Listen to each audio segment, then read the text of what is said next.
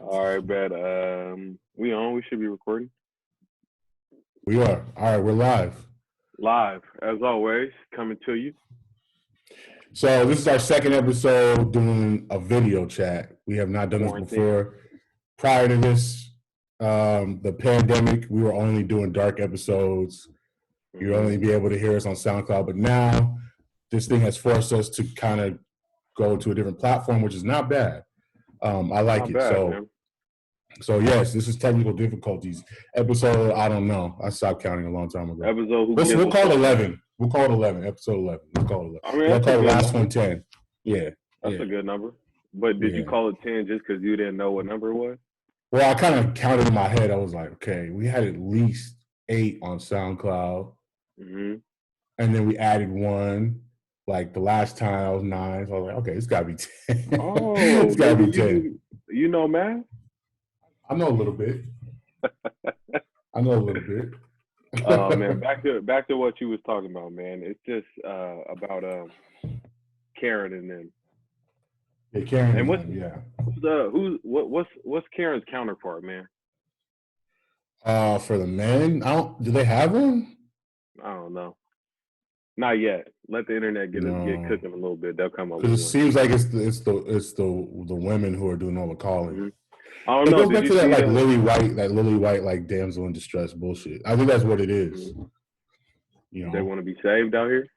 Yeah, they want to be saved. I'm gonna send you this article about this kid getting the cops call on him because he mowed somebody's lawn. 12 years old. You see the video from the Sac State guy? Oh God. You see what I'm saying? It's like it's never ending. But you know, people be lying about the credentials. Is he really a professor? Who knows? It doesn't matter. I think that he's a professor, or maybe was at least a professor, because people don't really call shit out like that, especially like Sac State. You know what I'm saying? Like nobody's just gonna say, "Oh, I went to Sac State for whatever reason." Like unless you got there, and obviously that whoever that lady was with him, his wife or whatever, seemed like she was on a little bit extra, than the normal. Yeah, she looked like she had a problem, like a real problem. But when they be in that position, they feel like they got to call out their credentials, though, and they got to let us know who they are in a sense to really validate themselves. You know what I'm saying? Oh, I'm a professor of this. I got a PhD of this, which somehow justifies them disrespecting people, calling people out their name, calling people bitches, saying the N-word and shit like that. Right. Like, I don't know. That would be like you beating somebody up in a bar, and then you go, "Man, I'm a lawyer, such and such and such and such. Look me up, Google me." Like, why are you putting yourself out there after you beat somebody up? Like, exactly. That's what they always do. They always like, "I'm a this, I'm a that." It's like, what does that have to do with right now? But that's how they write the stories too. They write the stories as, "Oh, he was such and such. He's done such and such for the community. They have participated in this." And that kind of is supposed to wash over all the negative shit. That's the crux of whatever the issue is. You know what I'm saying? Right. The issue is you disrespected somebody at that point in time for no reason. You called the cops on somebody because they were running in your neighborhood or mowing a lawn for somebody, doing something legitimate, but you just can't fathom why somebody of this skin tone is in your vicinity and doing something positive. That you have to call the cops and go crazy. I don't get the why. I could speculate on why people do shit like this, on the mindset of a person that does stuff like this. Like the guys that shot Ahmad Arbury, is that how you say it? It's like, you feel so entitled to protecting the land. Protecting the land. Let's put it in, because I think that's some bullshit. But you feel so entitled, and you're so mad that you hop in your truck, lynch mob style, and run up on this kid. And when he starts fighting back, you get surprised and you shoot him. And somehow try to find a way to justify it. And the cops find a way to justify it. The district attorneys find a way to justify it by not arresting them immediately. But let the roles be reversed, right? A black dude hunting a white guy down. it's a statewide manhunt for them. Yeah. Well, and then they're throwing this thing about him going into a house that wasn't even fully constructed. So what was he stealing from there? Mm-hmm. It's funny because I listened to a partial interview from the property owner, right? Like the property owner of the house that was being built, his whatever he was doing, his project. He didn't call the cops. He didn't make the police report. The police report was made by the two dudes that shot him. Right. You know what I'm saying? It was like, it's the ultimate conspiracy, bro. You can't even run in your neighborhood. Right. You can't walk outside. And I think that shit is really a message to all of us, right? Because aside from time and location, what's the true difference between us and him? Mm-hmm. Right? A black man out here trying to work out. Well, there's no difference. And it makes it feel. I think why it's so important is because what he feels in that moment, what he went through, all of us have a danger and like a fear of going through ourselves. Whenever we walking around, wherever we walking around, and we're the only ones. You know what I'm saying? Like, I feel like there's always that potential there. That's why it is hard. I think there's geographical implications too. Like, I remember I heard Killer Mike say this a few years back. He's like, man, outside of Atlanta proper, it ain't cool for black people in Georgia. Outside of like Atlanta, so we'll just say not Atlanta proper, but we'll say Atlanta and its outskirting areas. Outside of that, it ain't cool for black people in Georgia. And so he's in some excuse me, you know, people might be mad at me, but he's in some bumfuck Georgia town running. Mm-hmm. And that's the small difference between us and him. Is these motherfuckers in Georgia are still hanging on to these post-slavery laws, this Reconstruction era laws, mm-hmm. And it's the whole vigilante, you know, get them, you know, we'll just form a posse and get the torches and the pitchforks and get them, mm-hmm. You know what I'm saying? Fuck, we won't call the law, just get them. You know, it's that whole thing. And not to say that we can't get smoked in California, but the circumstances are just different in this small Georgia town. I think it's different too, and the fact that the community reinforces it. The community makes it okay. When you've gone through 2 and 3 different district attorneys before somebody was even charged or arrested, and the facts can be plain as day for anybody else to see. Right? We see that somebody got killed who didn't need to be unnecessarily. You chased them down, you shot them down, like you said, lynch mob style, riding around in the back of a pickup. Come on, like where's the gray area in that? Who fell? What police officer fell when they came to the scene and taped it off and roped it off, and they determined somebody had died? Why don't they see the error in their ways? How can they not identify what's gone wrong here? Right. Because of people look like them, because, like you said, circumstances, the place where they've grown up, the policies that have brought them up, they're still clinging to Jim Crow and all this shit. Like, that shit is embedded in where they are. Like, my pops always told me, he's like, I would never move down south. Like, I remember your dad told me that I remember your dad said that to me when I said I wanted to move to Atlanta. Mm-hmm. He said that he didn't understand the concept of going back to the South. Now, like, I still think that there's parts of the South that are very beneficial to black folks. Mm-hmm. But your dad has a point. It's still fucked up back there. It's still bad. Yeah. Like, I saw that there's I don't know what state, can't remember, but that there's a politician who was wearing a Confederate flag mask. Mm-hmm. You know, I've seen pictures of in quarantine white dudes wearing KKK masks and going to the store. Right, I've seen that too. Somebody in San Diego did that. That's crazy. If I don't ever want to like say I'm big bad and all this, but if I'm walking in the store, I'm walking in the Rayleigh's up the street from the crib, and it's a white dude in there in a KKK mask, I don't think I could just walk by. Ain't no walking by at that. You like we gonna have to whatever the consequences are, we're gonna have to take that. You can't you can't condone that, bro. It's like over them black girls in LA did those girls that were wearing KKK outfits as Halloween costumes. Yeah, and the girls made them take it off. And they all but beat them up. It was like, y'all need to take that shit off. Like, we're going to snatch it off of you.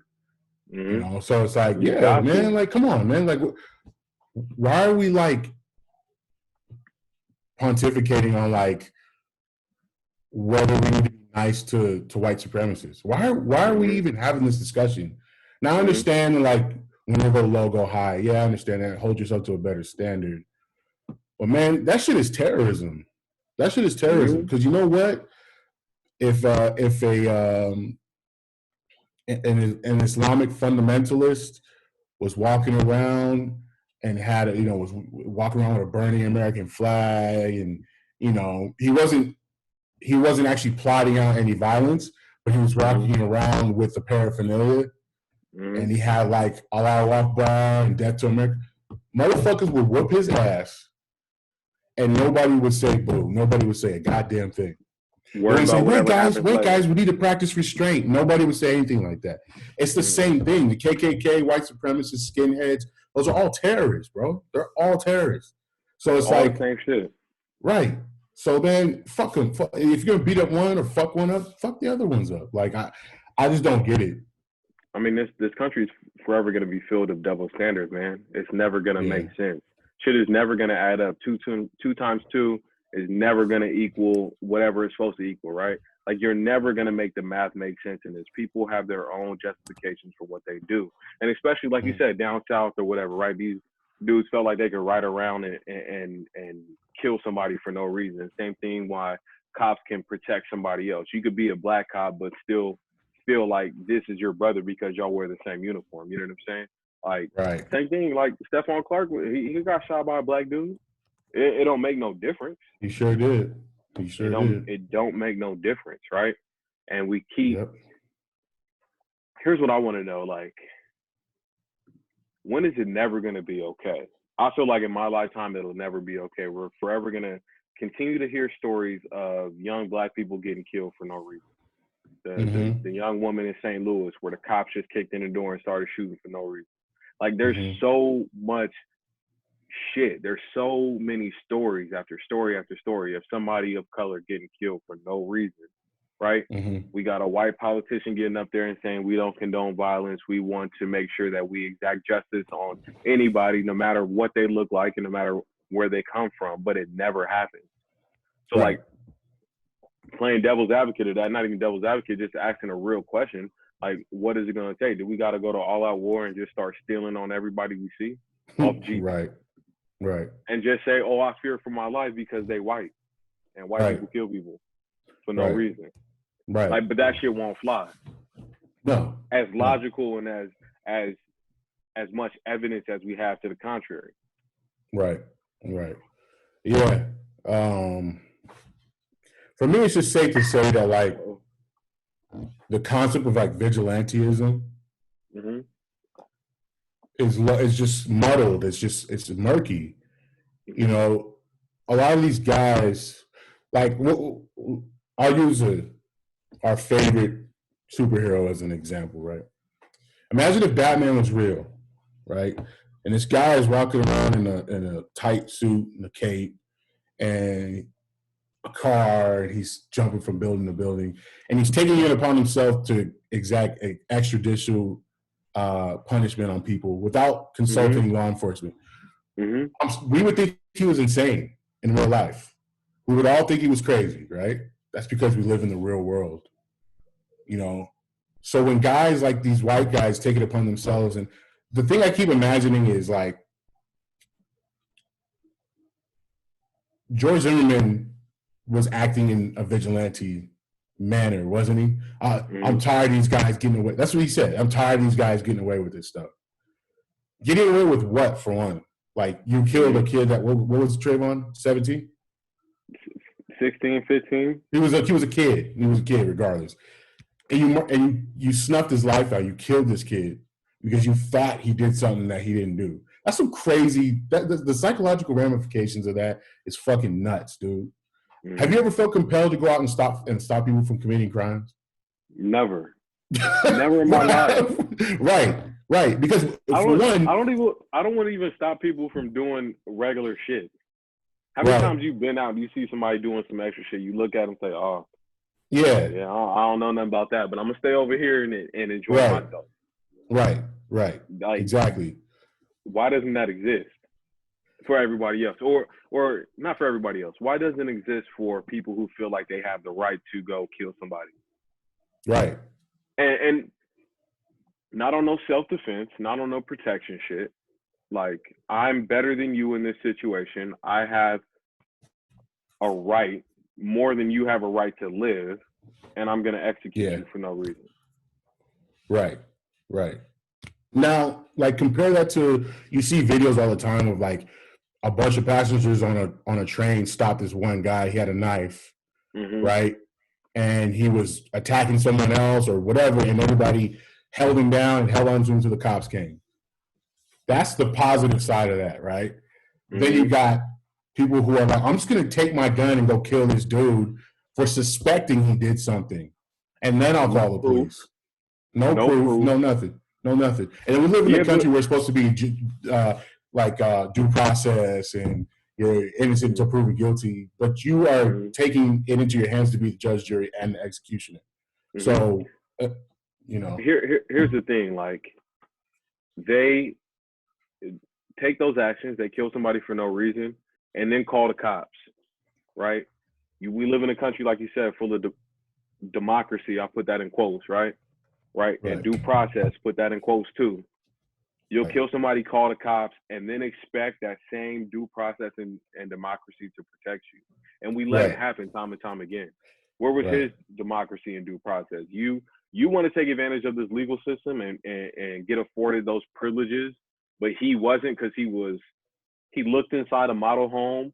The person who's running the property didn't even call the cops, so you had no right to even intervene in that. I guess the story is that the two dudes, a father and son, their car had been broken into at some point the month prior. So in January, this dude died in February. In January, their car had been broken into.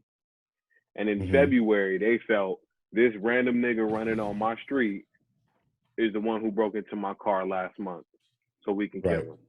And then try to cloak it around, well, he walked inside of a model home and he was in there to rob people. We have gotten reports. The report of a burglary, of something happened where something got stolen by somebody, was made by the two dudes who killed the person who did not rob them.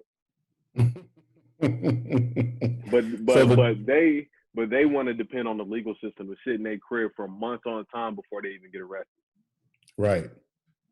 Shit is crazy, man.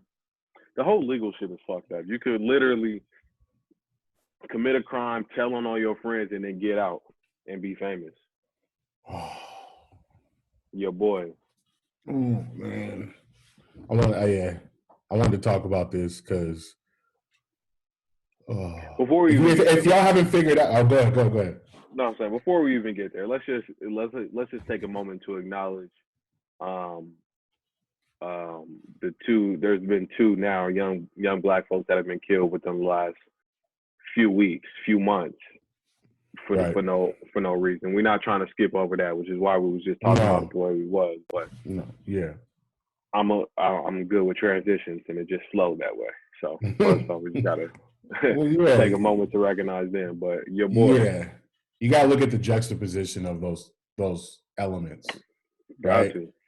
Like, there's motherfuckers who, just because they exist, end up getting gunned down by the state, essentially. It's like state mandated, not mandated, state sanctioned murders. So you got that on one side of the coin, and on the other side of the coin, you have if you guys haven't figured it out, we're talking about your favorite rapper, Tekashi 6ix9ine. Hey, name me one fire song by him. One fire song by Tekashi. What is this shit called? Gummo. But is it really fire though, or is that what we know? The beat just slaps. Yeah. And then he has a song called Billy. That's cool too. Mm-hmm. That's it, though. Like, you know, there's nothing really wrong with liking Tekashi's music. No, there is. And that's just because of based off of who he is, right?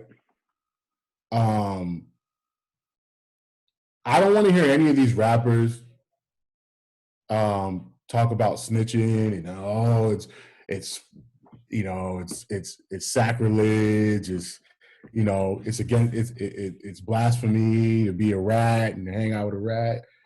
There's niggas lining up to do music with him right now. Mm-hmm. He has people in his corner right now, and I don't understand it. There's gonna be a rapper that we all know that is a household name, right? That's gonna do a song with Tekashi, right? In the next year, for sure. Mm-hmm. All that I'm a gangster shit, he snitch shit is gonna go out the window. Not because Tekashi has money to buy the feature, but because somebody is willing to pay the money. I don't think Tekashi really got bread like that. I think somebody is. Don't get me wrong. Like he made some money. He had some records, right? Probably got some money stashed in the bank before he went to jail. He probably got enough to live on, whatever it is.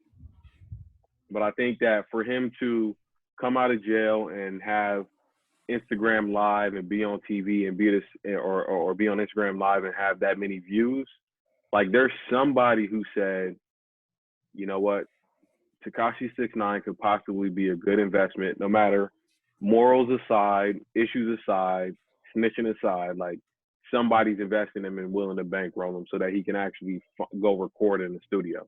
Because who you think Tekashi could call right now and say, "Oh, I need to record a song. Let me get in your studio." Right? Not no real like. I don't know. Like there's some motherfuckers who really don't have any integrity, and all that matters is money and exposure. You know what I mean? So there'll be somebody who's like, yeah, this is a good opportunity. I bet you.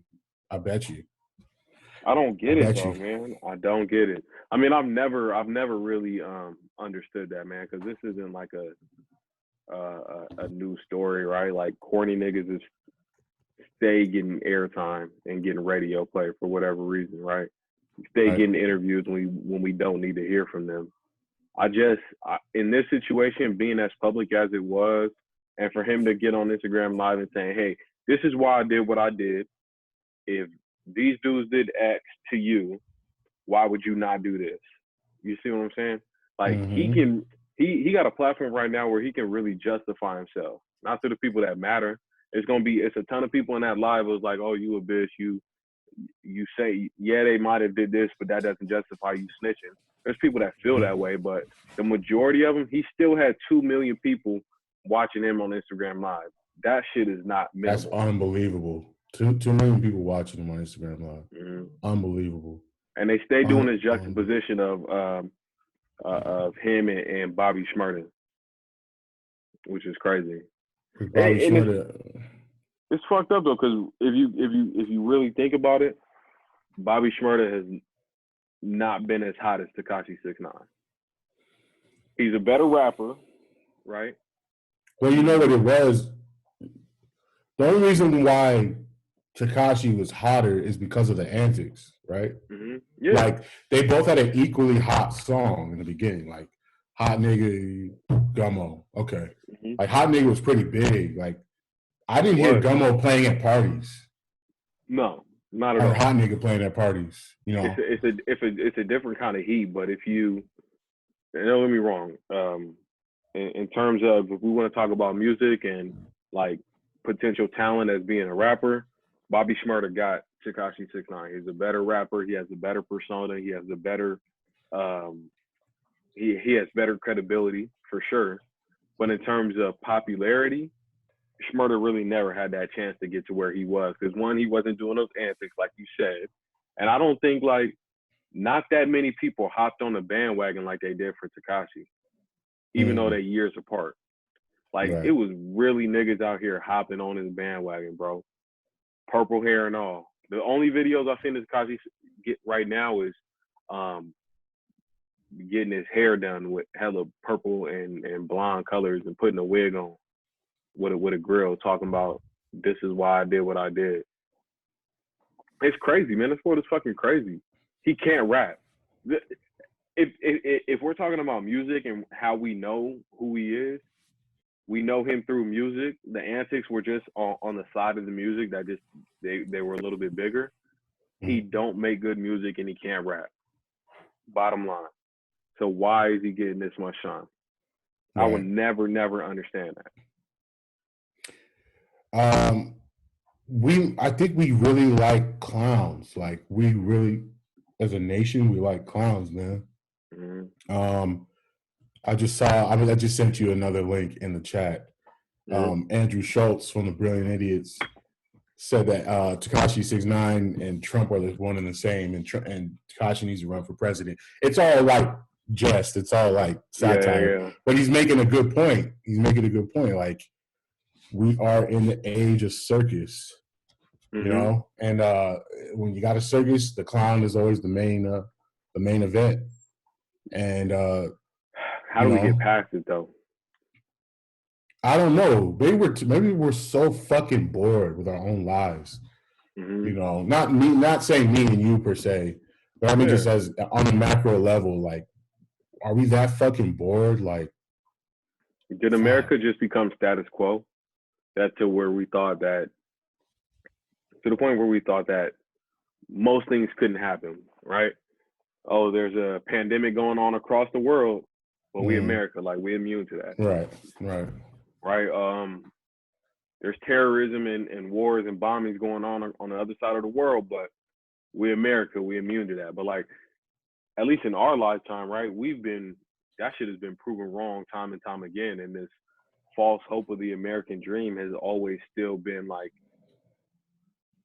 the underpinning of what we think, right? Because we can still go on, right? We can still have a job, we can still work, we can still earn a living, we can still go to school, right?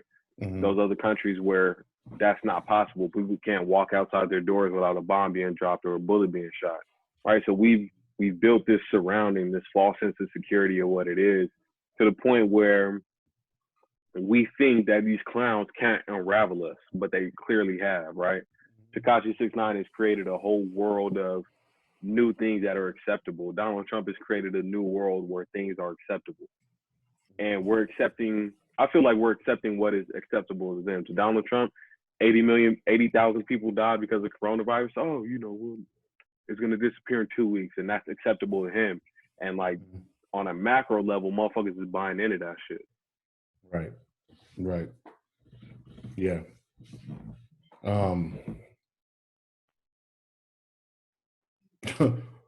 What do you think about the whole rat snitching situation? Because I'm not a street dude, right?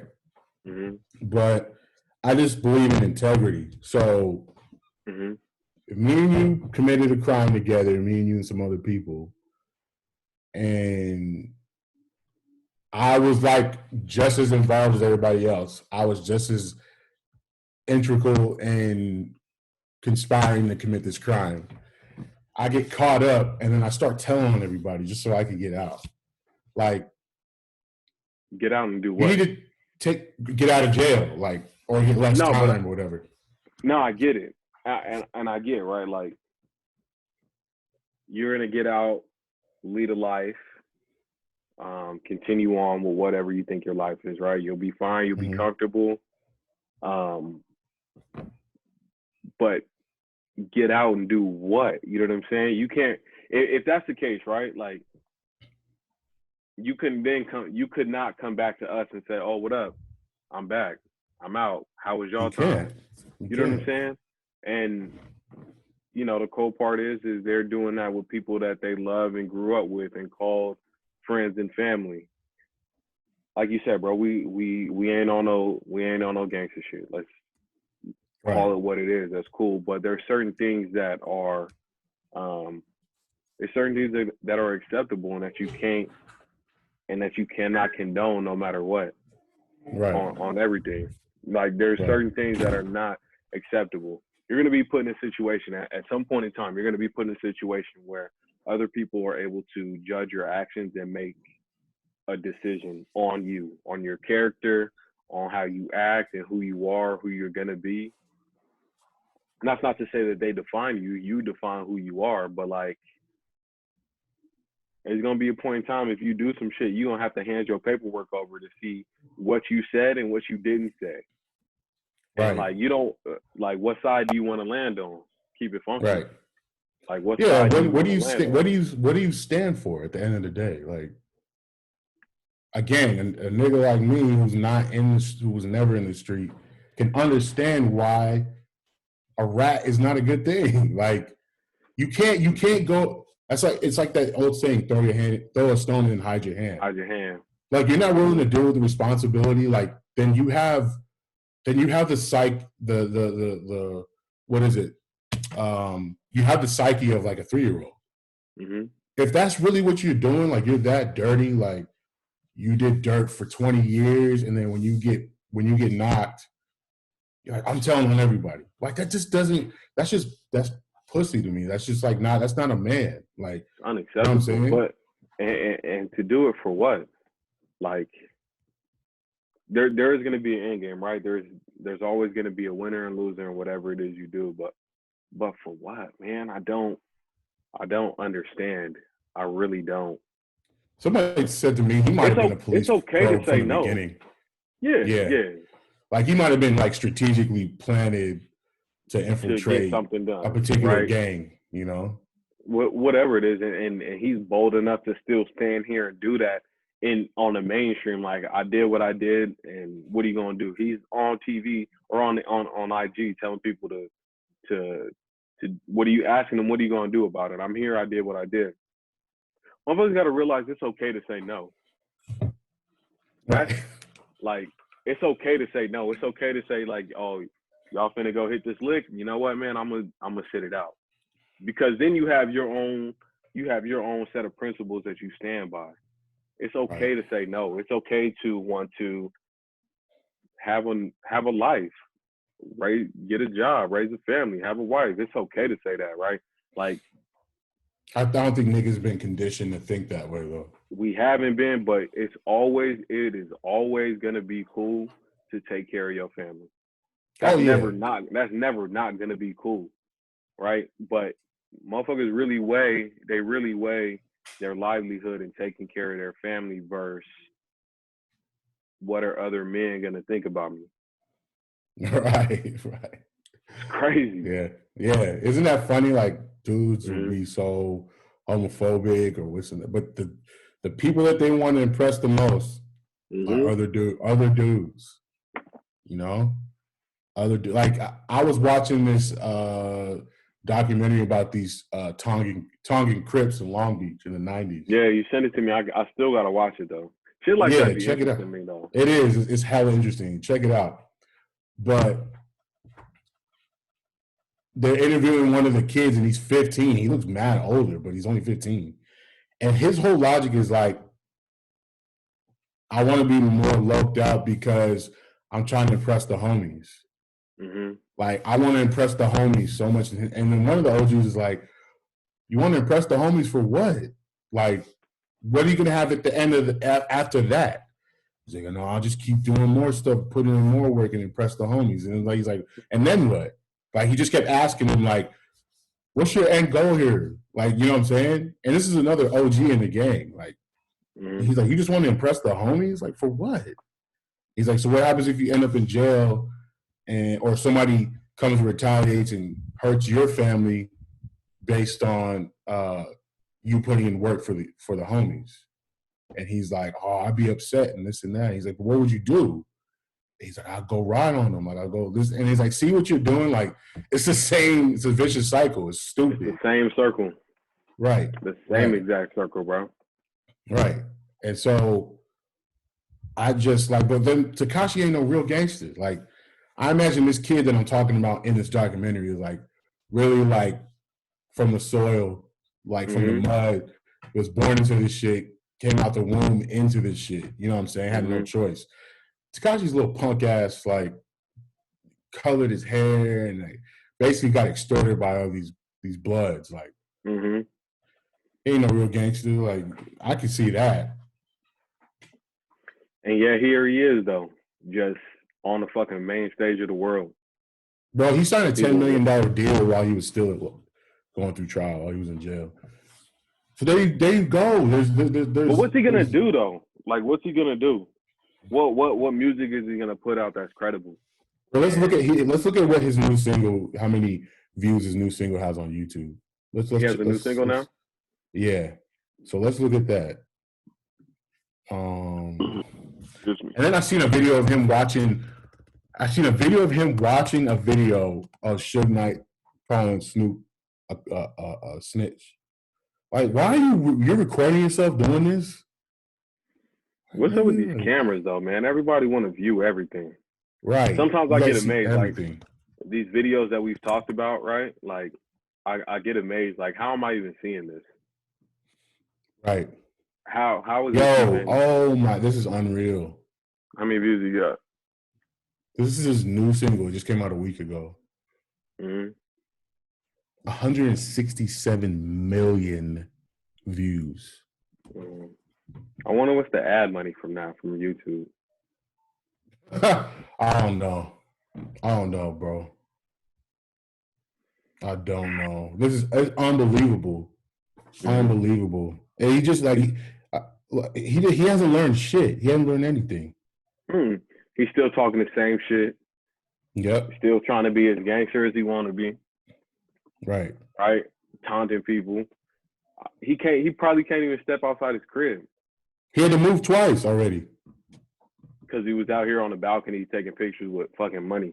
What are you doing? Right. Somebody found out where he lived, so he had to move again. And I wonder if people are really hunting him now. Like, now is it just like he's in witness protection? Yeah, right. You old fucking goofball, love ball ass man. Shut up. Oh man. I'm not about to advertise whose drink that is. Tell them they need a sponsor. Right. I could probably get a sponsor from them. Yeah. Listen, don't nobody want no sponsor from your G-string company or whatever y'all got going on over there. Excuse me, it's a boy shorts company, not G-strings. And your order's on its way too. Don't think I forgot about your order. Hey man, come on now. Just a little slow with with the COVID situation. Shipments are going a little slow. Oh yeah, so, I forgot that shit made in China. Yeah, exactly. That's what my supplier is right now. Oh no, Lord. Yeah, man. Fuck that guy, man. Fuck him. Like it's not funny. It's not entertaining. You can't condone it. No, it's just. I don't know. You have your music career, whatever. Have your fucking music career. But shut the fuck up. But then, on the same token, like he can't. You know what I'm saying? We reward this kind of behavior. We reward it with $10 million. There you go. He can't. He can't stop though. He literally can't stop. Because what else is he gonna do? This is how he feels he has to earn a livelihood. You know what I'm saying? He can't stop being who he is or whatever he is, because at some point, if he doesn't, right, the shit is gonna dry up. Those $10 million records and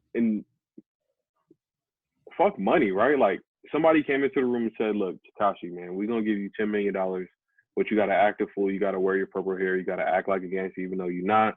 You may be in witness protection. It doesn't matter. You still gotta be out here and do these antics for $10 million. You can't live comfortably like that, man. When you're not solid with who you are, you cannot live comfortably with that. There's no way. You might be able to buy what you want. You can go out there, you can roll around in whatever car you want, right? You're going to have food to eat. You're going to have a place to rest your head. But like past that, what is he going to watch on TV that's not going to remind him of what he did? Right. Like, you know what I'm saying? Right. What is he going to do? I don't know how you go scot-free after you order hits on people. Like old boys doing time for the same exact thing. It's like Joe Exotic. He's doing time for the same exact shit. You know, he didn't run a criminal. He wasn't supposedly running a criminal empire, but he was a crackhead though. So like, he didn't have the foresight. Right. Yeah. He was a crackhead with a cane, talking about release my collar. Right. Somebody said to me that brought up a good point to me about Tekashi is the reason why he's able to flourish, his career is able to like flourish, is because real niggas are not his fans. His fans are probably young white kids. Yeah, of course, and they can saying? turn on whatever music they want and headbang to it and not listen to a word he say. He yelling at you anyway. Right. Just imagine like right now in quarantine, right? There's some lady named Karen and her son Tommy is up in his room on quarantine, not going to school. Right. Banging Listening to 6ix9ine. 167 million views is unbelievable. Mm-hmm. That's unbelievable. Unbelievable. You said in a week or two? In a week. That's crazy. Anyway, fuck him. Fuck Tekashi, man. So much other better shit going on in this world. Really not. You know why? Because we don't have sports. Well, that's what I was going to get ready to ask you about anyway. I'm struggling, dog. You didn't catch UFC 249, huh? No, I didn't catch it. I mean, I could probably go back on YouTube and watch it. I just, I don't know how it's going to work with no fans if that's the route we go. I know the Bundesliga is coming back. Matter of fact, let me look at that up right now. I know Bundesliga is coming back, right? But I don't know if they're going to have fans. Going to have fans in the arena. You know what I caught myself watching the other day, bro? Hella weird. You know that game Cornhole? Yeah, bro. Hey. Bro, that's hella funny. Some game that people play at like breweries and shit. Mm-hmm. It has a league. I don't want to sound like an asshole, right? Mm-hmm. But white people find any game and make a league out of it and get it on ESPN. I don't understand. There's a game called Spike Ball that's on ESPN, and it's like there's a trampoline in the center, and you gotta slam a ball down onto it, and then the other person you can't let the ball hit the ground. Like remember when you was a kid and you would have a balloon, right? And you and your brother would it's like that, but there's a trampoline. You serve it to the other team. You know, they return it back on this little trampoline thing and bounces and it can't hit the ground. Hold on, it gets worse. Frisbee golf. Oh yeah, I was just about to mention that. Frisbee golf, yeah. The Ultimate Frisbee League. I'm saying they got it in colleges now. I ain't gonna lie, like this must have been like a couple months ago. I watched like San Diego State and Dartmouth play Ultimate Frisbee. Some girls, like it was crazy. And I just was so impressed is the word too, because I can't understand why this is on TV, and I don't want to knock them being college athletes or whatever it is playing Ultimate Frisbee. But what the fuck? What the fuck? Yeah. White people on YouTube, look up. There's like an Ultimate Tag League. Yeah. JJ Watt's like hosting it. They be playing tag. Yeah, it's Extreme Tag or some shit. Extreme Tag, and they be jumping through like y'all playing tag. That's amazing. And this is a league that people get paid for. Right. You can't give Cap a job. The cornhole thing fucked me up, and me and Allie were really sitting there watching it for about 20 minutes. It be like that sometimes. And they had masks on. It was mad crowd in there. Wait, no, wait. Wait. I thought this is not no rerun. This is like they in a. No, this was live. This was live. Right now, we're in quarantine. And the commentators were like, look at how he really does an underhand toss of that beanbag. Man, wow. Oh, look how he knocks her beanbag off. Just look at the replay. Like, I was just like, but you know, I was like, I'm not even mad at it. Whatever. Nah, it got worse because I know, I guess like ESPN has a thing called the Ocho, where it's just where they show like bowling, stuff like that. Not even bowling. Bowling. Don't knock bowling. Bowling to me is mainstream. No, bowling's my shit. Yeah, I'll be watching the PBA on TV all the time. Yeah. But this is like random sports. They had rock skipping on there. Like they was at some beach in like fucking Montauk or some shit, and they was picking stones up off the ground and skipping them and counting how many times it skipped across the water. Wow. He had a 14. I don't know who's going to beat that. Oh, wow. Billy Bob had a 17. Who's going to compete with that? Like, what are you talking about? I'm dead serious. And this shit was on ESPN. That's crazy. Like, they heard rock skipping, playing spike ball. Yeah, I thought that cornhole was like the cake, but rock skipping takes it. Man, but about sports, though, I will say, man, I watched the entire broadcast of UFC 249, and it wasn't bad watching it with no fans. The energy is different with the fans, right? Even when you're sitting in your living room, the energy is different. You could feel it. I feel like the fighters might be in a disadvantage without the fans because you got to be drawn off that energy when you're a fighter, man. When you're coming out to your music and you can hear the fans, man. That energy's got to be like building up in you. You know? You said you watched the whole broadcast, like on a regular UFC match or whatever the card is, boxing, whatever. Do you watch the entire match or watch the entire card, or do you usually just tune in to whoever you're trying to see? Right? Do you usually watch the entire broadcast? I watched the entire thing. I watched the prelims. I watched the undercard, and then I watched the main event. I watched the whole fucking, I don't know, 3-4 hours. I watched the whole thing. Yeah, I've been watching. I just like the sport. You know what I'm saying? I just like, it doesn't matter who's fighting. I just like the sport. Now, shit, you know, catch me on a John Jones fight, I'm there like every time. Yeah, every time. See, I love UFC, but I like John Jones. I don't really care too much for anybody else. But I used to watch. Remember when they had the reality show? That was my shit. Yeah, tough. Yeah. Yeah. Well, I remember one time, me, you, and Matt rented Frank Mir versus Brock Lesnar. It was like your parents were still living downtown, and we got pizza and shit. We watched that Brock Lesnar versus Frank Mir where he beat the shit out of Frank Mir. He beat his ass. But Frank Mir was on his tail end though. I love Frank Mir. I was a Frank Mir fan, but he wasn't the same. Yeah, it wasn't like how we remember it, man. Because there are certain people like Anderson Silva, Frank Mir. What's the Asian dude? BJ. BJ Penn. BJ Penn. Like they got to a certain point, like around that time when Brock Lesnar was getting on and coming in. That's when them dudes was on the tail end of their shit. I feel like that always happens, right? Like these fighters got to fight just a little bit past their prime. Like Forrest Griffin used to really fight past his prime. Right. Yeah. But I think it's weird, man. I don't know what the energy is like. It has to put the fighters at a disadvantage to not have the fans and people cheering for them, because it really is when you watch a fight, you have a favorite. Whether you came in there with the favorite, there's something in the fight, whether that's the dude's intro, you watch his interviews, you watch the weigh-in.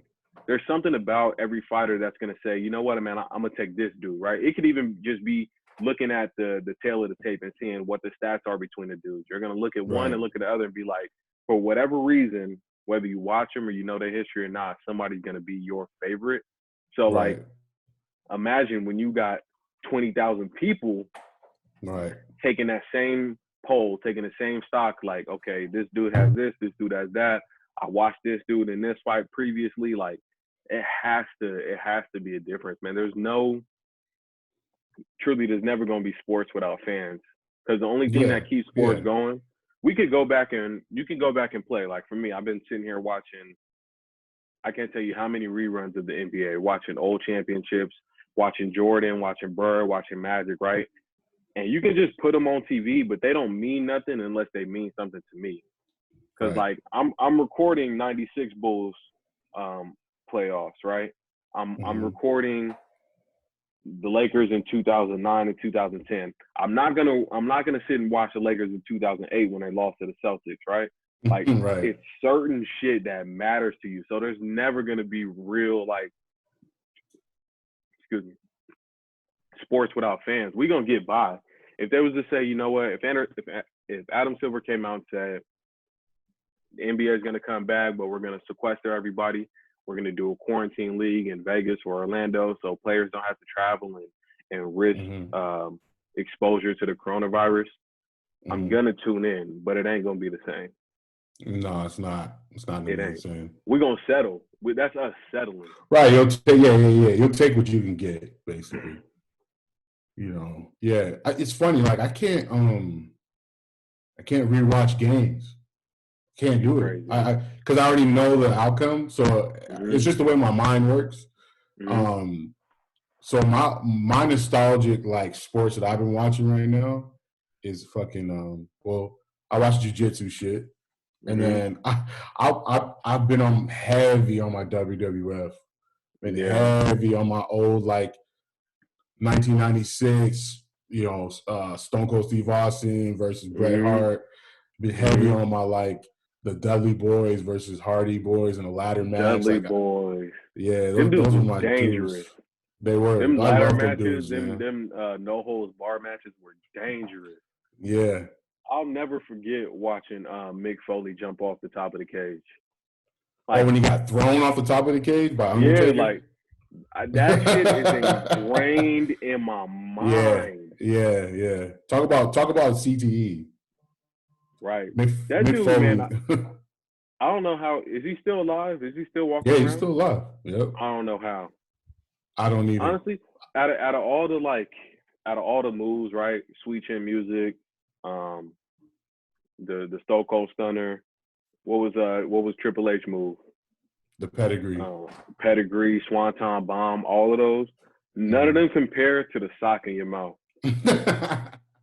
Like that shit to me was the word. Yeah, but the mandible claw. Yeah, but think about it, right? All the other ones you had to like something physical had to happen, right? Somebody had to overpower you, but this dude took a sock and put it in your mouth and said, "Shut up." Like that shit to me was probably the worst one ever. Worse than Rikishi. Oh no, nothing's worse than Rikishi. Listen, Rikishi's move is so extra and disgusting. Like I never realized how bad it was until recently. I was watching like a clip, like a highlight thing of like all the times he did it, and I'm like, you realize how fucking suspect of a move that is? Yeah, it's bad. First of all, you gotta ask like a big fat lady. Like you a dude, and you gotta ask like a big fat lady, and you're wearing a thong, like, and you're putting it in dudes' faces. And this is the thing: wrestling is scripted and choreographed, right? So when you before the match, Booker T goes up to Rikishi and goes, "So you're gonna get me in the corner." And then you're gonna put your ass in my face. And you're gonna put your ass in my face. And then you're gonna sit on my chest. Like, dude, that sounds it's bad. Like what's worse, Rikishi doing it or having it done to you? Having it done to you. I mean, yeah, for sure. But like to even think about that, like what was the conversation, right? Hey bro, I know I got this fat ass. I think that my gimmick should be I should put ass in people's faces. Yeah, but they had to come to Vince McMahon and say like, this is who I am. These are my moves. Hey, yo, Vince, you gonna sign off on these ass cheeks or what? Right. And I remember when he did it to Vince McMahon. I'll never forget that. Oh man, and he did it to Booker T and made him throw up. I think Vince McMahon got it the worst out of all of them because he was a commissioner, right? Don't get me wrong. I recently got like some insight on that, just through a couple stories I heard, right? About McMahon? His vision and his insight into like the sports world and how he maneuvered to get where he was and get WWE where it is crazy. He's like, this nigga's a genius. He's fucked up and a genius, right? Yeah. Right? He was giving hella people steroids or whatever it was and like pumping up the league, right? But the storylines that he created were unforgettable, right? Because those shits were when we were kids in the 90s, and we remember them like it's nothing. Like I remember, like you said, the Dudley Boys,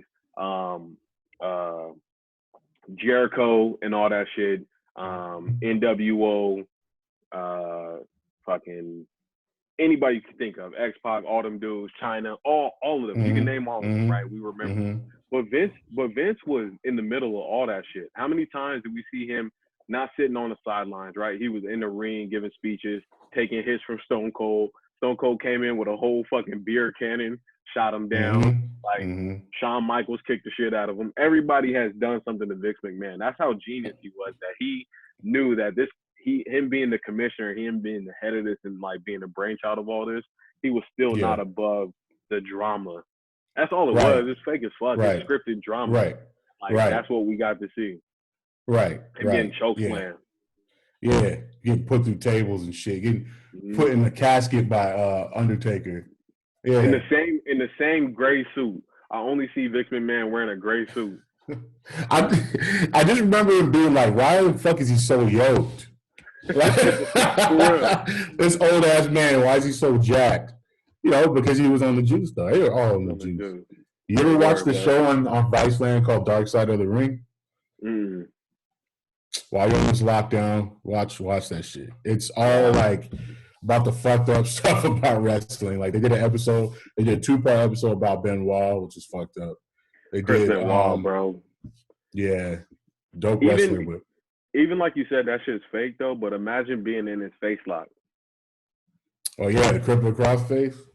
Yeah, like I remember being a kid and watching him and being scared for the wrestlers who had to fight him. Like, because he was so like, the way he played his character was so vicious, like, and like brutal. And I used to feel this sense of like fear watching him. Like, who has to go up against this dude? Right, because he would dive off the fucking top rope just head first and hit people like nuts. But yeah, watch Dark Side of the Ring, bro. They talk about New Jack from ECW. ECW was a whole nother crazy brand of wrestling, which I love. I love the hardcore shit. Like I love like motherfuckers getting hit with chairs, getting thrown off the top of Hell in a Cell. Like I love all that shit, But yeah, that's the sports. That's the sport that I've been watching reruns of is like wrestling shit. Because I don't know, like I feel the kid coming back out of me. Like, no, I feel like you said, you know the outcome of all this shit, but the drama of that makes it a bit more unpredictable, and I think even more so now because maybe back then we didn't realize how dramatic it was, right? We just thought it was part of the shit or whatever it was. But now when you watch it back, it looks even more crazy. Right. Amanda hates that I like watch old basketball games. Like when the season's on for real, I will go if the Kings lost. If the Kings lost, and let's say that I was working that game, but whatever I was doing, I didn't have time to watch, and I left at like the third quarter. But I knew that we lost. I will literally go back and watch the entire game, start to finish, knowing that we lost. Really? No, for real. This one time I left in the third quarter. I left in the third quarter, like right before the fourth started, and we was down. We was down big. It must have been that game against the Rockets or some shit where Bielitsa hit that game winner. And I come home because I record every game. I come home and I watch. And I'm watching, like, I already know what happened. I turn my phone over and put it under the couch so I can't even look at the score. And something happened. It was close to the end of the game. She looked on her phone and saw the score. And, like, I don't know what it was, man. I got upset. I looked at her. I'm like, man, you fucking ruined it for me. She didn't say shit at all. She didn't say nothing. But I just felt it was ruined by whatever noise she made by looking at the score, right? Whatever her reaction was. And then I fucking pressed play. I finished watching the game, and we won. This nigga Bielitsa hit a crazy shot, and we fucking win and shit, and I go crazy. I'd be so happy. And that's the same way I feel when I watch games from fucking 2006 that I've been seeing already because I forget about the players. I try to go through like, oh, man, can I name this dude? Can I name that guy? You know, because the NBA season is long, right, man? I'm talking NBA just because that's my shit, right? Like, but in any sport, we only remember the champions. I can from when we was born in '88 to right now, I can name every single NBA championship in order, no matter Can what. you? Yeah, like literally, I can That's name impressive. them in order. All right, so that's 30-something years of fucking champions, right? From '88, from games that I wasn't even watching, right? Just because I know. But in between that, right? In between that is games where motherfuckers score 55, they score 40, they come back from being down 20, and like you don't remember all that shit because wherever you live, you only get those geographical games. You're only gonna get Kings games, you're gonna get a bunch of Warriors games, and you know whatever the mainstream shit is. But fucking Washington versus Utah, where Gilbert Arenas drops fucking 30 points or whatever it is, like you don't get to see those games. So I like to go back and see those performances and remember like how good those dudes were and think about how they compare it to now. Because I feel like motherfuckers right now couldn't really match up to people even at times 10 years ago, depending on who it was. Right. They played so much harder back then, man. Like you watch old clips of like the Bad Boys, like Detroit, and watch old clips of the Celtics and the Knicks. Like niggas was like playing like football players.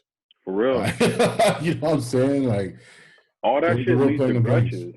That's why Mike don't fuck with Isaiah now. Right. Like, and yeah, Isaiah niggas don't have grudges like that now.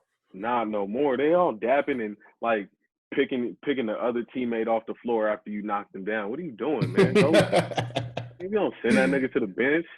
Right. The ref better come pick him up. Or like there's that, or his own teammates better pick him up. His own teammates. That shit ain't there, man. Isaiah was the only nigga to ever bust Mike's head. That's it. Right.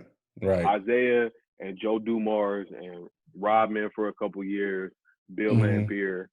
Yep. Right. Like there's not many niggas in this world, really none, that can say they beat Mike. Right. Like and that's because Mike was still like coming up at that time. He was still like honing in on his skills. And that's what really like they were like his what do they call that? Not his muse, but like they were like his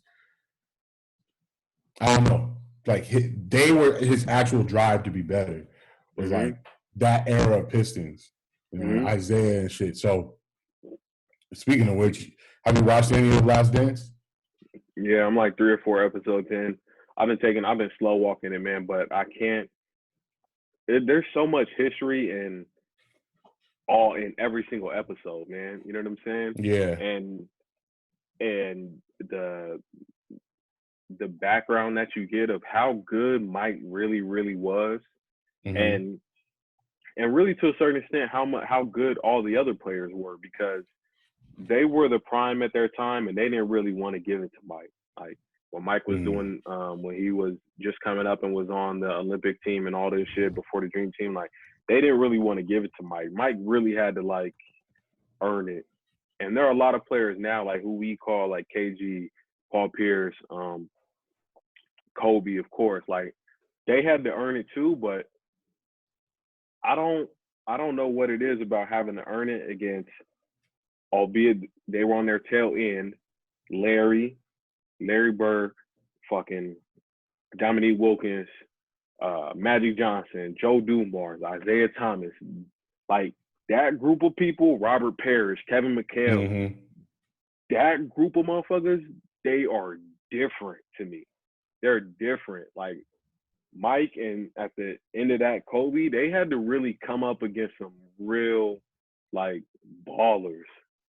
Don't get me wrong, niggas is nice now, and maybe it's because we got the internet to see that they've been good since they were 16. But nah, like when if to get to the championship, Isaiah Thomas and Joe Dumars had to go through Michael Jordan at least 2-3 times. Come on. Young Mike, we saw how good young Mike was when he put up 40 and 50 something against the Celtics. We seen that. Yeah. And how much Larry and all them dudes had to really, really get it together. They let Mike put up 40 something and still barely won. And this was Mike in his second year. Right. Like, if you think about it, if you think about the 90s, to me, probably the greatest decade of basketball ever, because there was a lot of competition. There were a lot of great teams and a lot of great players, but nigga, only 4 teams won championships. The Pistons, 90-91. Then the Bulls for 3 years. That's 2 teams. The Lakers. And then, nah. Lakers didn't win. No, I'm sorry. No. Yeah, Lakers didn't win. Not throughout the 90s, just the 80s and then the 2000s, huh? Because 89 and 90 was the Pistons. Mm-hmm. Right? And then Mike won for 3 years. Then he left. Mike left. Let's not even talk about the fact that this nigga left. He left. For 18 months. And in that time, the Rockets won back-to-back, right? Mm-hmm. And then Mike came back and won 3 more. And then the Spurs won it in 99. So, like, mm-hmm. That's Pistons, Bulls, Rockets. 4 teams in 10 years. Like, that's crazy. 4 teams in 10 years. And in them years, Mike won 6 of them. Lakers won a championship in 91. 89. No, my bad. Yeah. My bad. That's conference title. That's conference title. Didn't they go against the Pistons? 90 and 91 was the Pistons. I'm like pretty sure about that. No, you're right. They got conference title in that. Because then they didn't win championships until 2000. After 88, they didn't win until 2000. Mm-hmm. Yeah. So that's Kobe and Shaq for them 3 years. Right. Which should have been more. Right. Fucking lost to the Pistons on some bullshit. So like the parity though, and like in all them years in the 90s, Mike is going up against KG. Not going up against, but coming up in those years, right? 94, 95, 96, towards the end of it. You still had people like Gary Payton. You still had KG. You still had young Kobe. You still had young Shaq. Like these Karl Malone. We didn't even mention the Jazz. Karl Malone and John Stockton. John Stockton, yeah. To beat the Pistons. Like it was some cold niggas at that time. That's why I'm fucking missing sports so much. I think The Last Dance is probably the saving grace for everybody who really loves sports to come on. And to watch some stuff like that, because that's a lot of shit that you won't see again. A lot of the people watching The Last Dance now didn't grow up watching it the way that we did. Granted, we were young. Oh yeah, young. There's a lot of stuff I don't remember. You know, a lot of stuff I don't remember. Me and that nigga I remember more about Magic. Basketball together. Mm-hmm. What'd you say?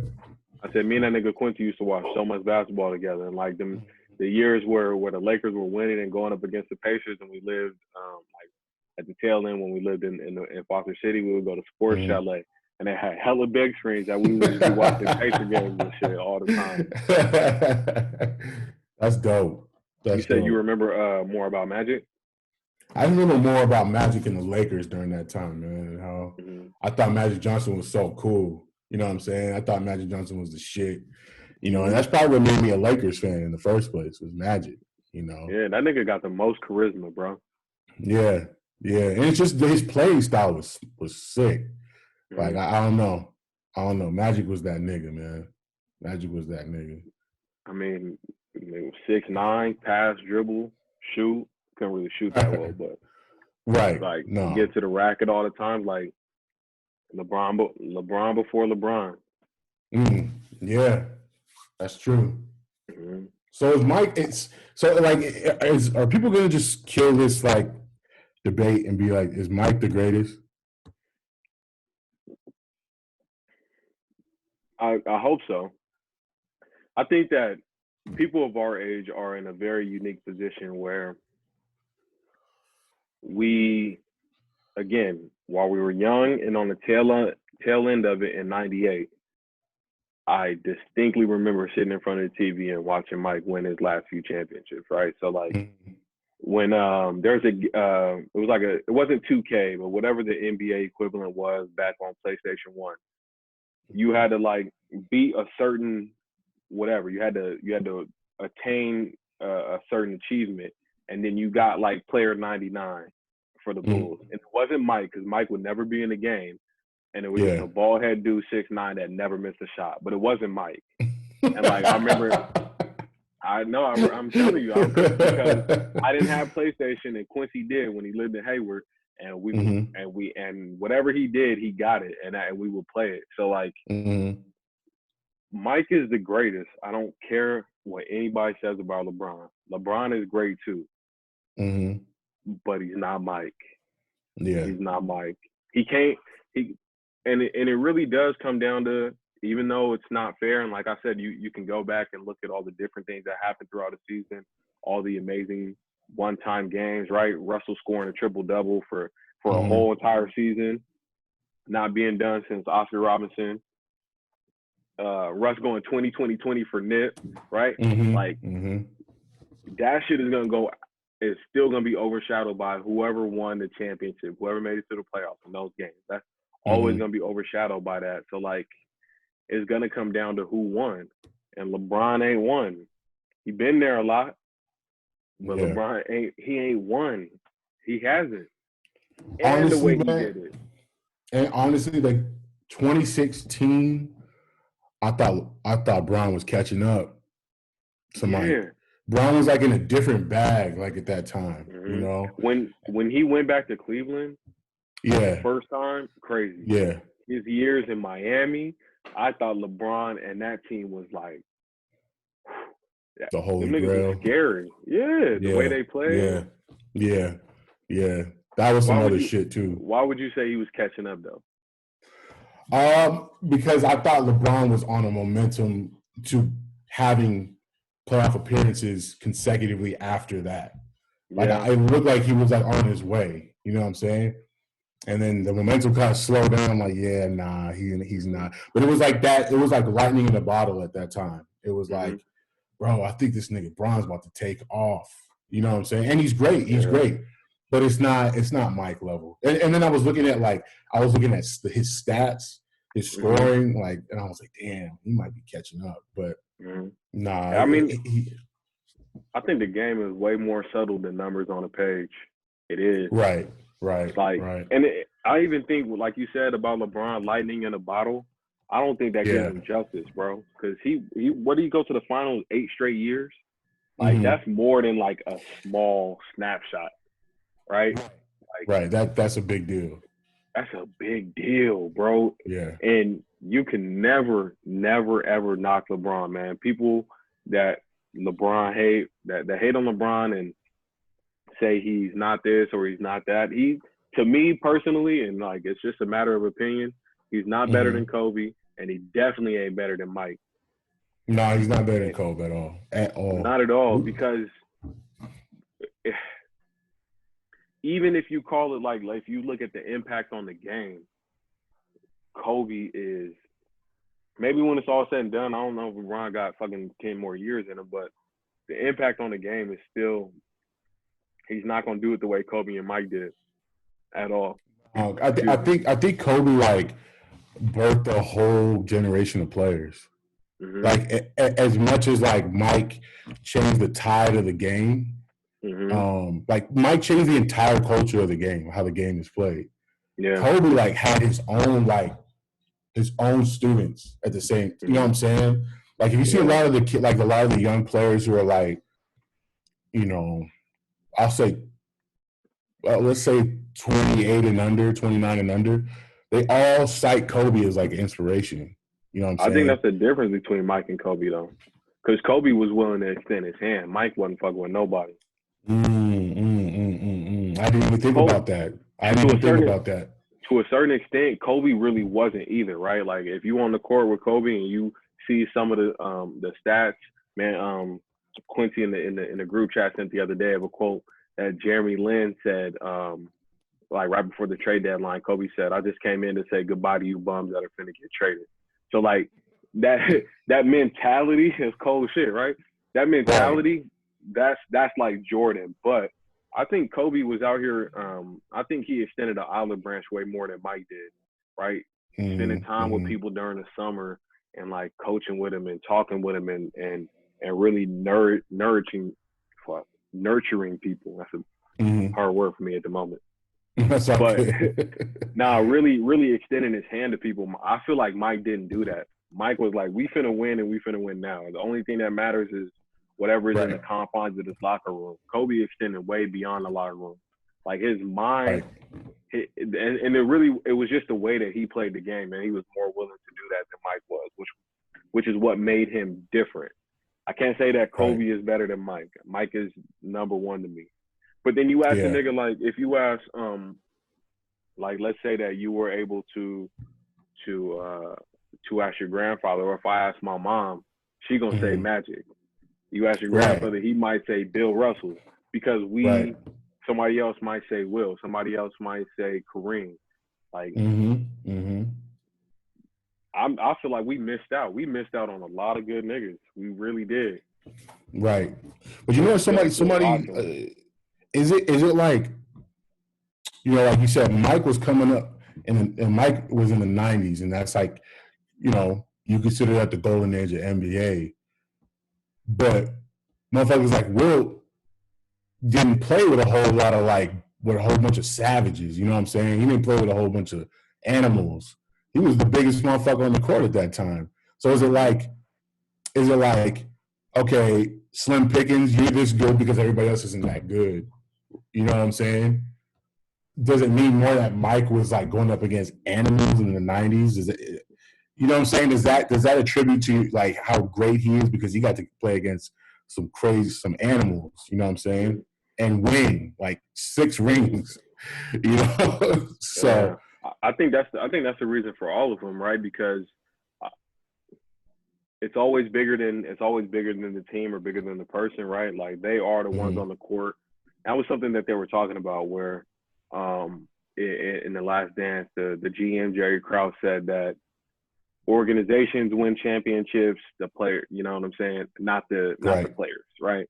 And while he's wrong as fuck, because whatever he was misquoted, the way he said it came off wrong, is that players and teams and coaches, they're on the court every day on the front lines. They are the ones that win the championship. Yes, organizations put them together, facilitate them, money, practice facilities, trainers, everything that goes around it, right? But those players are going to only grow as much as the NBA does. So Mike, like from our time frame, right? Because I can't really tell you about like Bernard King and all the dudes in the 60s and old Bill Russell and Red Auerbach and all that stuff. They grew the league in their way. Well, from what I remember, Larry and Magic and that hype and them two coming together, it grew the league. And great, when the league gained popularity, that's when the players did. So that's when we were really able to truly recognize how good they were. And especially in the 90s with the Dream Team and David Stern. David Stern is the one nigga who grew, he's the one person that grew the NBA, that grew the NBA globally. So once that came and the league was able to expand on a global level, that's, in my opinion, why Mike and now everybody past Mike was really able to shine that way. Right. Because they had worldwide exposure. They I think that maybe it was Slim Pickens back then, right? But we would never know because the league didn't have the exposure that Mike and them had at that time. The NBA had crazy exposure by the time Mike came around, and you know, still Isaiah and all them dudes in the mid to late 80s and on. But the other dudes, they wasn't playing with exposure like that. They was playing when it was 2 channels. Right. ABC or whatever. Like it was only 2 channels. You watch the Buffalo Braves or you watch whoever the fuck ever. Right. Yeah. So like superstardom and media also played a part in Mike's greatness. Yeah. I mean, he's good, of course, but like first, like real, you know, athlete, superstar after Babe Ruth at that time. Yeah. Basically, like, Muhammad Ali, but Michael Jordan's different. Michael Jordan surpassed Ali for sure as far as exposure and world recognition. You know, I was watching clips on The Last Dance. He would lock himself in the hotel because he could not step out of the hotel room without being harassed. 1,000 cameras and microphones in his face. Like, that's nerve-wracking, bro. Like, that's crazy, you know? And he still go out there and give you 50. Unreal. 50. Like, shit, that's like career milestones for a lot of niggas. Like, for real, like, give you 50. And it's crazy because you can say that Mike gave you 50, gave you the flu game, put a 40-something against the Celtics, all this shit, all that. But Kobe dropped 61, 62, 81, right? Yeah. How many consecutive, like, in a season that he put up something stupid like 8 or 10 50-plus point games? It's crazy. These guys aren't normal, man. Like, they just, I don't know what it is. And I think that's why I like watching old games, because as great as Kobe was, right? And I love watching old Kobe games. Afro Kobe, number 8 Kobe, love watching it. But I want to watch old Eddie Jones games. I want to watch like the Kobe before the Kobe, right? Like, there's so many good players, dog. Yeah. There's so many good players. There's so many good moments in basketball past, like, the superstars. You dig what I'm saying? We're always going to remember the superstars. Kobe is forever going to go down in history. He's my favorite player. You can't see, but I got this nigga right here on the wall. Like, yeah. You know what I'm saying? But the NBA, it goes deeper than the superstars, man. The random nigga. Like, imagine the stories, like the dude Sunday out of games when he came from the D League and came up, and there was a young dude, he was 30-something, making his rookie debut for the Lakers. He's been playing in the D League for something stupid like 15 years. The stories are crazy, man. I think that's what sports is. The sports are the stories, because, like, even the one dude that nobody knows that's playing in the league, he got homies. He went to high school with people. People are still watching, like, oh man, he might be sitting on the end of the bench, but I know, cuz, like, there's so many stories that go beyond just the superstars. That's what we miss about sports. That's why people buy season tickets to the Rivercats and AAA leagues. Right. Buy season tickets to the Stockton Kings or the Reno Bighorns, because they just want to see the sport. Yeah, that's true. That's why shit is crazy. Quarantine has got me shooting my own baskets in the front of the crib. Ain't watching NBA no more. I feel you. It's hopefully we can get, this isn't the new normal, and we can get back to things how they were. I'm sure things will be not the exact same as they were, but I'm sure that I hope that we get back to where we could go sit at games and shit, man. It's gonna take a while, dog. Yeah, I know. I don't know if people will feel comfortable. I don't right now. Not right now. Like, if they said it today, if they said tomorrow everything's going back to normal, y'all can all go, I wait about a month before I did anything. I'm like, I'm gonna give myself that month cushion just to see. You know what I'm saying? That's why I told the man, I said, when they want people to go outside, I'm gonna wait a month. Let all them people go out there. Yeah. Let me take my vitamins for an extra month, get my immunity up. I'm not fucking with these people. Right. I'm not fucking with nobody. I don't want to talk to nobody. I don't want to go. Nobody that I don't know. Like. Yeah. I don't know. Sometimes I'm a little worried about even my folks, like people I know. But, you know, whatever. We're doing all right. You get a haircut yet?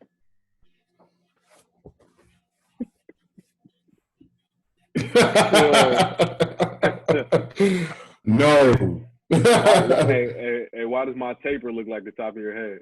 That was all flat. No. Yo, no, I could comb through my taper, bro. That's how bad it is. Yeah. I don't even have a taper no more. I've never had my hair touch the tops of my ears. Like, hey, does it not trip you out? Like, you think a bug is flying on you? Yeah, it's like I've jumped and be like, yeah. I thought something was wrong. My shit is like going inside my ear if I pull on it. I don't know what I'm gonna do. I don't know. Let it rock. Part of me wants to just get a fresh fade, just have some waves, like, Part of me's like, you're tripping. You're tripping. Don't make me cut my hair, man. Come on, man. You can't see me. You can't see me. I've had the best waves out of everybody forever. No. In high school, I was true. In high school, I was the man with the. I was the man. In high school, you tripping. You're tripping. Everybody be like, "Damn, look at that! This waves is spinning. Look at that. Are you black? Are you all black?"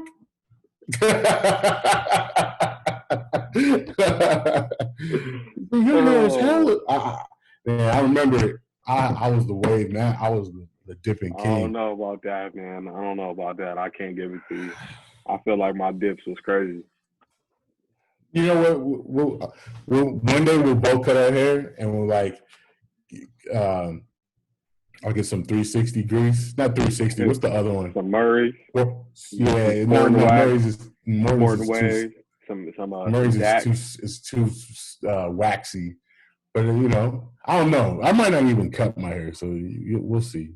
I don't think I'll ever cut my hair again, bro. At least, I don't know. I don't think I will. I just miss getting a haircut. I miss being clean. Yeah, man. I miss that. I miss that.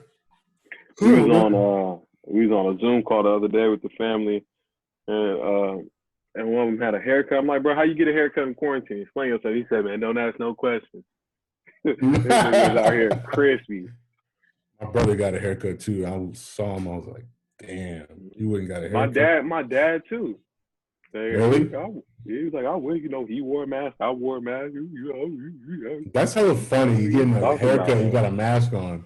That's hilarious. I'm about to text my barber and see what's up. I might fuck with him. What do you think the tax would be for a home call, for a home visit? Well, I remember he told me he was charging $50, and he normally charges $25. I would do that. $50 and a tip. That call that 55. Okay, yeah, 55. Damn, that's still a lot. I'm tempted to get a haircut, bro. Here's why it would be a lot for me, because that shit wouldn't last longer than 2 weeks. Right, exactly. Yeah, I might as well just. It would legitimately be temporary. Like, wouldn't even really. I might really get about 4 good days out of that. Yeah, I don't know. I don't know about that. It's still up for debate. I don't know. We'll see. But that's our show. That's our show. That is for sure, man. I appreciate you hopping on as always, man. I like our schedule, bro. It's good. It works. It works. Niggas ain't on CP time. As usual, man. Yes, there's no reason to. There's no reason to be on CP time. Hey. Come down the stairs or go up the stairs or whatever, however you do it. For real. As usual, man, we appreciate y'all listening. This is always just another episode of Technical Difficulties. Make sure y'all tap into us, man. We got shit to say. Keep y'all entertained during quarantine. Yes, sir. Yeah, man. Peace. Thank y'all for listening. Always, man. Technical Difficulties. Peace.